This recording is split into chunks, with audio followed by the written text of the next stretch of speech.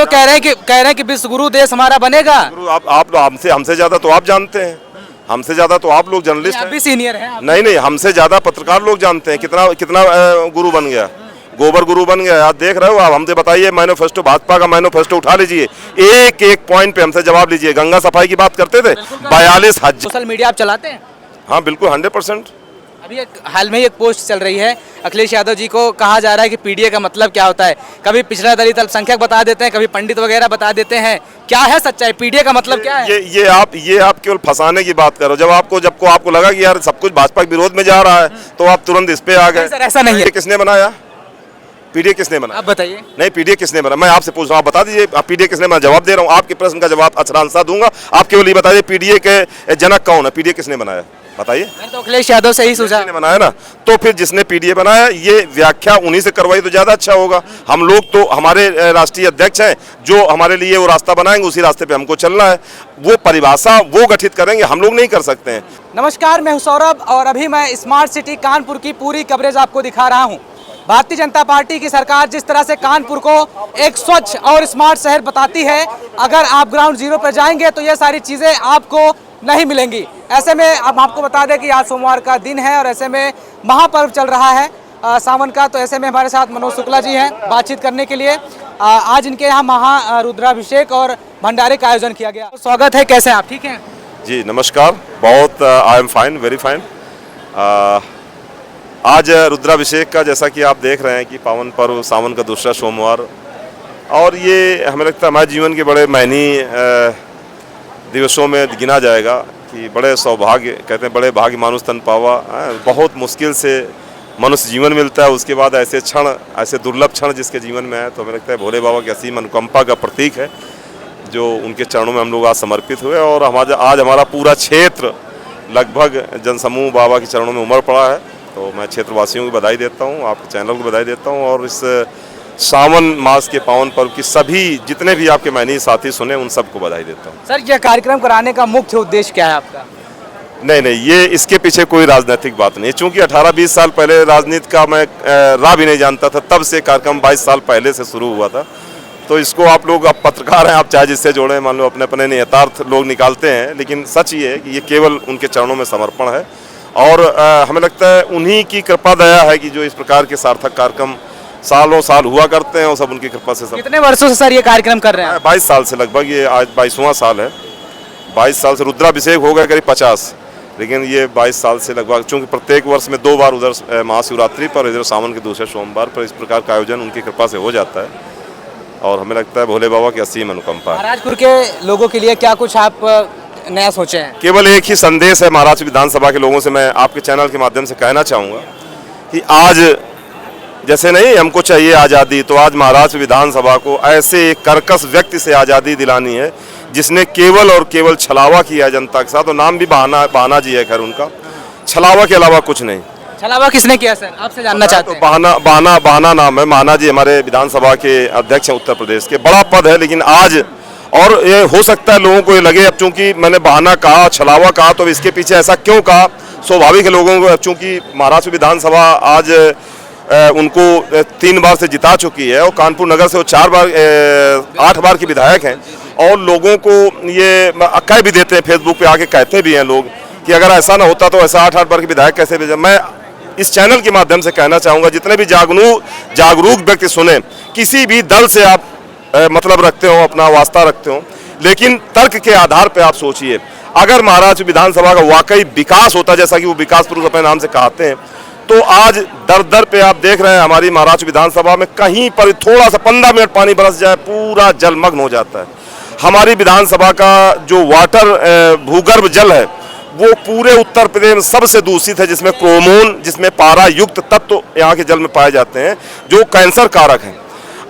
उसका कारण ये है कि हर घर के बाहर एक सोख्ता खुदा हुआ है, कोई सीवर लाइन व्यवस्था है नहीं, तो वो पानी नीचे जाता है, वही सीवर के माध्यम, वो समरसेबल के माध्यम से ऊपर आता है, वही पानी पीने के लिए बाध्य है।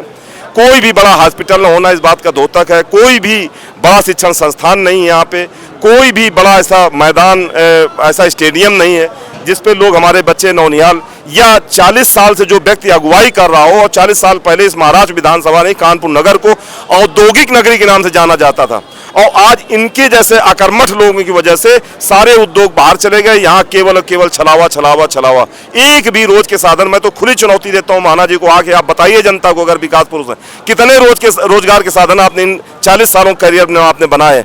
अगर ऐसा आपने जनता के लिए कुछ काम किए हो तो आप बताइए। सर मैं तो लखनऊ से आता हूँ, हम तो होर्डिंग वगैरह में देखते हैं भारतीय जनता पार्टी की सरकार जिस तरह से कहती है कानपुर स्मार्ट सिटी बोर्ड लगा होगा, आप भी जाते होंगे, तो मुझे तो ऐसा नहीं लगा कि स्मार्ट सिटी वाकई में है, क्योंकि जगह जगह जल भराव, नाली सीवर के पाइप्स लीक हैं, तो तमाम सारी प्रकार की चीज़ें हैं, पीने को अच्छा जल नहीं है। मैंने सारी बातें बताई, तो अब वो अपने मुंह मियाँ मिट्ठू बनने वाली कहानी। अभी गडकरी जी, राजनाथ सिंह जी, माननीय सभी लोग आए और हमारे एक्सप्रेसवे का उद्घाटन किया, आपने देखा, और 15 दिन बाद स्थिति क्या हो गई। तो वही हाल है कि वो अमेरिका से हमारे कंपेरिजन कर रहे थे कि अमेरिका जैसी रोडें हमारे कानपुर की या हमारे उत्तर प्रदेश, हमारे भारत की हो गई हैं। आज स्थितियां सबके सामने, कुछ कहना, ये केवल और केवल घोषणाओं की। आपने देखा केवल योगी जी ने, बड़े मियाँ तो बड़े मियाँ, छोटे भी हैं उससे बड़े ज़्यादा, योगी ने 7,000 करोड़ की होल्डिंगें केवल इन 10 सालों में लगा रखी हैं। ये जनता का पैसा है, किसी के पिताजी का नहीं है, जनता का पैसा है। सोच के खर्च करो, नहीं तो जनता जवाब मांगेगी। आज जन जी के जवाब देते नहीं बन रहा इन लोगों को। और वही हाल मोदी जी का है। अब 62,000 करोड़ इन 10 सालों में विदेश यात्राओं में ये गंवा चुके हैं। तो वो तो कह रहे हैं कि विश्व गुरु देश हमारा बनेगा। आप हमसे ज्यादा तो आप जानते हैं, हमसे ज्यादा तो आप लोग जर्नलिस्ट आप भी सीनियर हैं। नहीं, हमसे ज्यादा पत्रकार लोग जानते हैं कितना गुरु बन गया, गोबर गुरु बन गया। आप देख रहे हो, आप हमसे बताइए, मैनिफेस्टो, भाजपा का मैनिफेस्टो उठा लीजिए, एक एक पॉइंट पे हमसे जवाब लीजिए। गंगा सफाई की बात करते थे, 42,000 करोड़ रुपया जारी हो चुका है। और बताइए गंगा जी में क्या अंतर आ गया। गौ माता को आज जो लोग, जिन पे आरोप है गौ मांस खाने का, वो लोग खुद हल्ला मचाएं कि आप गौ को आप राष्ट्रीय पशु घोषित कीजिए। आप क्या नानी मर गई, तो ऑस्ट्रेलिया में जाके कह रहे हैं कि नहीं हमने दूसरा नंबर बीफ उत्पादन में कर दिया। अब मतलब कौन सा ऐसा गिरता हुआ रुपया, क्या समझ में नहीं आ रहा। यही मोदी जी और यही तमाम भाजपा के नेता, जब रुपया कांग्रेस सरकार में गिरता था 1 रुपया, 1.5 रुपया, आधा पैसा, तब क्या स्थिति, हल्ला मतलब पूरा देश सर पे उठा लेते थे। आज 30-40 रुपए प्रति डॉलर के मुकाबले गिर गया। कोई है जवाब देने वाला। 24 लाख बेटियां, हमारी बेटी और बेटा, ये नीट की पेपर में कोई है। इतना तांडव हुआ तब जाके एक इस्तीफा करा पाए। क्या इसके पहले सरकार नहीं का? 80 साल हो गए देश को। राजनाथ सिंह जी ने तो कहा भी था कि हमारे सरकार में इस्तीफा वगैरह नाम की चीजें ही नहीं। 80 साल देश को स्वतंत्र हो गए। इनमें तमाम ऐसे उदाहरण जिन्होंने नैतिकता के आधार पर सरकारें तक गिरा दी गई। ये राष्ट्रवाद की बात करते हैं। राष्ट्रवाद ये है कि हमारी नीतियां आज अमेरिका तय कर रहा है कि हम डीजल कहाँ से लेंगे, हम पेट्रोल कहाँ से लेंगे, हमारे ऊपर 100% का टैरिफ थोप रहा है। हमारे किसान का उत्पादन अगर अमेरिका में जाएगा तो उस पर 100% टैरिफ। ठीक है सर, ठीक है। अगर आपकी अगर पर्सनल बात करी जाए तो सोशल मीडिया आप चलाते हैं? हाँ बिल्कुल, 100%। अभी हाल में ही एक पोस्ट चल रही है, अखिलेश यादव जी को कहा जा रहा है कि पीडीए का मतलब क्या होता है। कभी पिछड़ा दलित अल्पसंख्यक बता देते हैं, कभी पंडित वगैरह बता देते हैं। क्या है सच्चाई, पीडीए का मतलब क्या है? ये आप केवल फंसाने की बात करो। जब आपको लगा कि यार सब कुछ भाजपा के विरोध में जा रहा है तो आप तुरंत इस पे आ गए। सर ऐसा नहीं है, ऐसा नहीं सर। देखिए पीडीए किसने बनाया, पीडीए किसने बनाया, आप बताइए। नहीं पीडीए किसने बनाया, मैं आपसे पूछ रहा हूँ, आप बता दीजिए। आप पीडीए किसने बनाया, जवाब दे रहा हूँ। आपके प्रश्न का जवाब अक्षरांशतः दूंगा। आप केवल ये बताइए पीडीए के जनक कौन है, पीडीए किसने बनाया, बताइए। मैंने तो अखिलेश यादव से ही सोचा बनाया ना, तो फिर जिसने पीडीए बनाया ये व्याख्या उन्हीं से करवाई तो ज्यादा अच्छा होगा। हम लोग तो, हमारे राष्ट्रीय अध्यक्ष हैं जो हमारे लिए वो रास्ता बनाएंगे, उसी रास्ते पे हमको चलना है। वो परिभाषा वो गठित करेंगे, हम लोग नहीं कर सकते हैं। तो जो क्वेश्चन हमारे स्तर का हो उस पर आप बात करिए। जो हमारे स्तर का question, I am legislative assembly person, मतलब मैं प्रयास कर रहा हूँ। मैं वहाँ का, मैं ऐसा नहीं मैं राष्ट्रीय स्तर का और राष्ट्रीय स्तर। लेकिन फिर भी सर अपनी बातें तो आप रखेंगे, जिस तरह से विधायक जी को कह रहे हैं कि इतना काम नहीं किया, कैसे क्या है, सारी नीतियां आप गिनवा रहे हैं, तो ये चीजें तो भाजपा के विरोध में तो बोल सकता हूँ जो सच है। लेकिन मेरी पार्टी के राष्ट्रीय अध्यक्ष जनक है, और वो जैसा जो दिशा निर्देश या जो वहाँ पे नियम कानून बनेगा, अगर वो परिभाषित करते हैं अपने हिसाब से पीडीए की, तो हमारे लिए वही मान्य है। वो अगर पिछड़ा दलित अल्पसंख्यक जैसा आप बता रहे हैं, मैंने तो नहीं सुना है, आप बता रहे हो मैं मान लेता हूँ भाई, लेकिन हमने नहीं सुना है। हमने तो उस दिन सुना कि पीडी का मतलब जो ये शॉर्ट फॉर्म उन्होंने कहा, क्या बोला था, नहीं तो वो तो बता ही थे पीडी का मतलब शॉर्ट फॉर्म पंडित। तो फिर अब इससे बड़ी बात और क्या, उन्होंने और भी कहा, आपने शायद वो बातें नहीं याद किया है। उन्होंने और कुछ कहा था, वो याद नहीं है। आप बताइए। उन्होंने एक बात और बहुत गंभीरता से कही थी, बड़े अच्छे से कही थी। हमें लगता है कोई भी भारत का व्यक्ति उस बात से नकार नहीं सकता है। सुदामा और कृष्ण की दोस्ती इतिहास का ऐसा मील का पत्थर है, जब तक ये दुनिया जहान रहेगा उस दोस्ती को। और उन्होंने ये भी कहा था कि कोई भी उदाहरण अगर हो तो लेके आइए।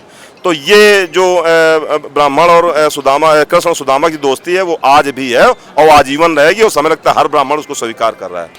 समझ गए ना? तो उन्होंने ये भी कहा था, ये भी बता दिया करिए आप। सर अगर देखा जाए तो अभी छात्रों की हम थोड़ी सी 1 मिनट में बात कर लेते हैं फटाफट से। छात्रों के ऊपर पायलट गन चलाई गई, महिलाओं के ऊपर लाठीचार्ज किया गया था, मैं तो वहीं पे मौजूद भी था। वीडियो बहुत बड़ा हो जाएगा, इतना देर तक कोई सुनेगा नहीं। हम तो बिल्कुल सुनते हैं, आप तो हम तो उसी पे चल रहे थे, तो आप दौड़ के फिर पीडीए पे आ गए। हम तो वहीं पे बोल रहे थे ना, तो इस पे बोलिए ना, क्या क्वेश्चन है बताइए। फोन आ रहा था। कहाँ तक सही है ये इस तरह से जो है बच्चों के ऊपर लाठीचार्ज करना? मैंने आपसे कहा तो ये बात, तो मैंने इसका गंभीरता से जवाब दिया कि जनता की सरकार जनता के लिए होती है, और पहले भी हमारे शास्त्रों और हमारे संविधान में लिखा हुआ है कि 10 दोषी छूट जाएं तो कोई बात नहीं, एक निर्दोष नहीं फंसना चाहिए। आज प्रमाण ये है कि मैंने कहा 24 लाख बेटियां हमारी, जिसमें 20 से 25 बेटियां मर गई, इन्होंने मार दिया जंतर मंतर पे, या कुछ खुद ने सुसाइड कर लिया। कारण तो यही रहा ना कि अगर पेपर न लीक होता। और ऐसा क्यों होता है आप सोच के देखिए, जिसके जाए ना बीमारी वो क्या पीर पराई नहीं समझता। मोदी जी नहीं समझ सकते क्योंकि उनके बच्चे परिवार नहीं है, योगी जी नहीं समझ सकते हैं। पूरा देश, एक लड़का, मेरी बात बता तो रहा हूँ, एक लड़का कोई गलत काम करता है, पूरा घर गिरवा देते हैं। क्या घर वाले दोषी होते हैं क्या? मैं कह तो रहा हूँ, ये शास्त्रोक्त है, ये शास्त्रों में भी लिखा है, हमारे संविधान में लिखा है कि 10 दोषी छूट जाएं तो छूट जाए, निर्दोष नहीं फंसना चाहिए। आप बताइए, एक परिवार में 4 भाई हैं और परिवार है, पूरा घर बढ़िया फला पूरा परिवार रह रहा है, एक बेटा कोई निकम्मा या गलत निकल जाता है या गलत टिप्पणी कर देता है, भाजपा की नीतियों का विरोध करता है, तो आप कल सुबह उसके बुलडोजर घर पे भेज, ये नीति संगत है क्या?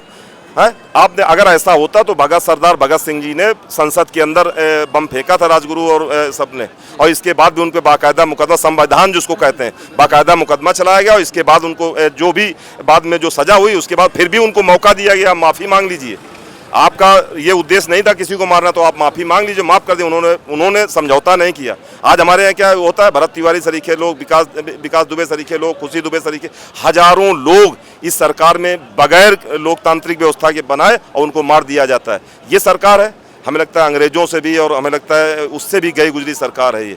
जहाँ तक बेटियों के बात है, आपको उत्तर मिल गया होगा जंतर मंतर में क्या हुआ, इन बातों से आप संतुष्ट होंगे। एक लास्ट सवाल आपसे, लोगों के लिए क्या कुछ संदेश है, क्या कुछ कहना चाहेंगे 2027 के इलेक्शन को? मैं आप जितने मैनी साथी आपके चैनल के माध्यम से मुझे सुने, मैं सभी लोगों से ये करवद निवेदन करना चाहता हूँ।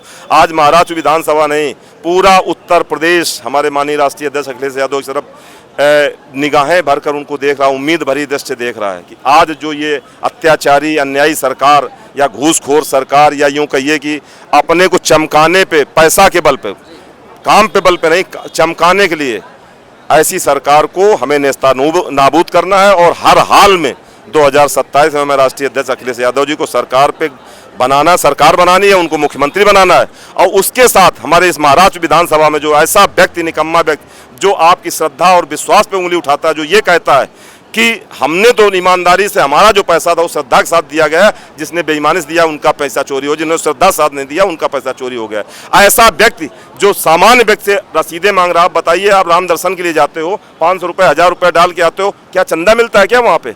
ये स्वीकार होगा ये बातें? हमें लगता है जो भी अगर थोड़ा बहुत जागरूक व्यक्ति होगा ये बातें स्वीकार नहीं करेगा। और आने वाली, मैं यही कहना चाहता हूं जनता से कि आप परिवर्तन करिए, परिवर्तन संसार का नियम। अगर आप परिवर्तन करते हो तो महाराष्ट्र विधानसभा में अगले 5 सालों में आपके परिवर्तन दिखाई पड़ेगा, उत्तर प्रदेश में आपको परिवर्तन दिखाई पड़ेगा। एक आज भी एक्सप्रेस वे बना है जिसकी थू हमें लगता है 15 दिन से हो रही, उद्घाटन के दिन से, और एक माननीय राष्ट्रीय अध्यक्ष अखिलेश यादव ने बताया 120 की स्पीड पे गिलास रख के पानी चल रहा है। आगरा एक्सप्रेस वे एक काम नहीं है, जितने काम है नीट एंड क्लीन लगता है काम हुए थे। तो ऐसे निरंकुश ऐसी सरकारों से हमें लगता है निजात मिले तो बहुत अच्छी बात है।